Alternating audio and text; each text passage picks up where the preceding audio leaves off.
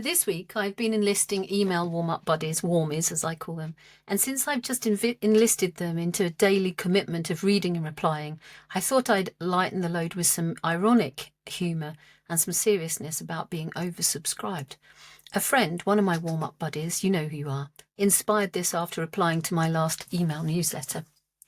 Being oversubscribed reminds me of the wise man's advice in A Squash and a Squeeze. When a woman complained her house was too small, he told her to bring in her chicken and then a larger animal each time she returned. Finally, he said, now take them all out, and suddenly the house felt spacious. Do I hear you say, wise old Wren, my life is a squash and a squeeze? I notice life will sometimes feel spacious as things complete and new things begin. But this is a time for action, not complacency. Beware, the world abhors a vacuum. One of my favourite sayings. I've learned I need to be proactive and fill the space with something wonderful before someone fills it with a duty. If there's never space, make it. It won't make itself. Hard-learned wisdom. I can hear you thinking there is no way to make space, but you'll be amazed by how much space appears when you have the flu, or when, God forbid, someone gets a cancer diagnosis. Helen Johnson Cancer and Homeopathy Training Day. Leaning into this purposefully, I attended a cancer and homeopathy training with Helen Johnson last month.